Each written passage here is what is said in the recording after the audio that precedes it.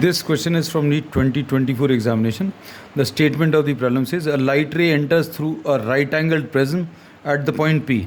ये right angled prism है, मतलब angle of prism is 90 degrees. This is given, and this is entering at the point P with the angle of incidence as 30 degrees. This angle of incidence is 30 degrees as shown in the figure. It travels through the prism parallel to its base. This is traveling parallel to its base, BC. This is BC. And emerges along the face AC, and this is emerging, this light ray emerges along the face AC. You have to find out the refractive index of the prism. अब इसमें जो relationships use होंगी, ये angle of incidence यहाँ पर I अगर है तो ये P पॉइंट पर एंगल ऑफ रिफ्रैक्शन R1 है. फिर इसके बाद ये लाइट रे Q पॉइंट पर स्ट्राइक कर रही है, and this is emerging at an angle of 90 degrees. So this angle of emergence is 90 degrees, and this is written as R2. and ये angle of emergence 90 degrees कब होगा? जब ये angle of incidence in the denser medium becomes equal to what? The critical angle.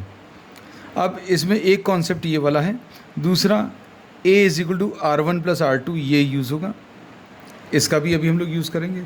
Now we will be applying the Snell's law at the point P.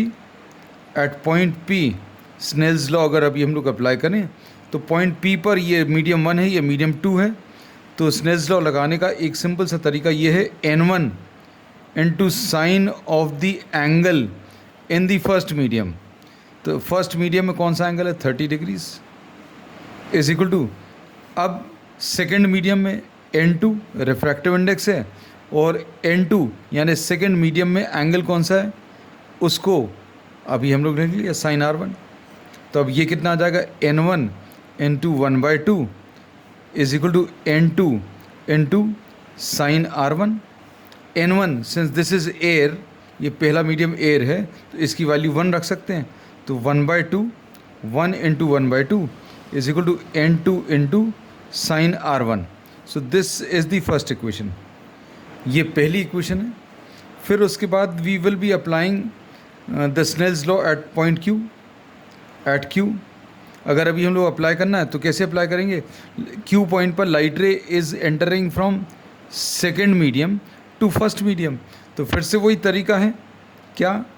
N2 into the angle, sine of the angle in the second medium. तो sine of the angle in the second medium sine R2. फिर ये यहाँ से first medium में यानी air में फिर से जा रहा है, तो N1 इंटू फर्स्ट मीडियम में यानी एयर में कितना एंगल बन रहा है? 90 डिग्रीज.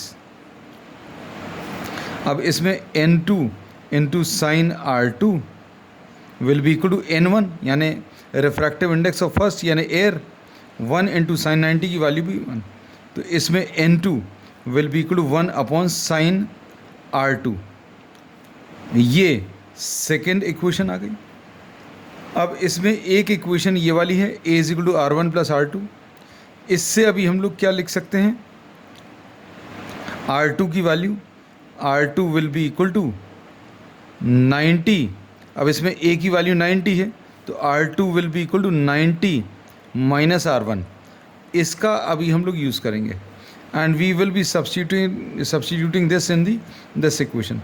तो N2 की वैल्यू 1 अपॉन साइन R2 की वैल्यू 90 माइनस R1 आ गया, और इसको अभी हम लोग क्या 1 अपॉन कॉस R1 लिख सकते हैं. So we are naming this as third. अब फर्स्ट एंड थर्ड का अभी हम लोग यूज़ करें. अब यहाँ पर फर्स्ट में ये 1/2 है लेफ्ट साइड में, राइट साइड में N2 है, तो N2 की वैल्यू 1 अपॉन कॉस R1 लिख दिया. N2 की value 1 upon cos R1 into sine R1. तो इससे अभी हम लोग tan R1 की वैल्यू, tan R1 की वैल्यू कितनी? 1/2 आ गई. अब हमें रिफ्रैक्टिव इंडेक्स अगर चाहिए तो हम लोग क्या करेंगे? इस R1 tan R1 की वैल्यू 1/2 से cos R1 निकाल लेंगे, और cos R1 का जो रेसिप्रोकल है वो रिफ्रैक्टिव इंडेक्स आ जाएगा. तो अब इसके लिए अभी हम लोग क्या करेंगे?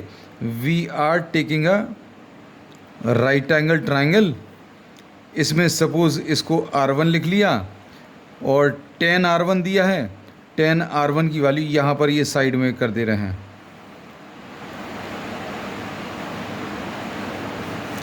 टेन R1 की वैल्यू 1/2 है, तो ये परपेंडिकुलर 1 है, बेस 2 है, तो ये under root of Pythagoras theorem से 1 स्क्वायर प्लस 2 स्क्वायर यानी 5 आ जाएगा। अब इससे cos R1 की वैल्यू 2/√5 आ जाएगी। अब ये आने के बाद अब थर्ड इक्वेशन में आपको n2 की वैल्यू मिल जाएगी।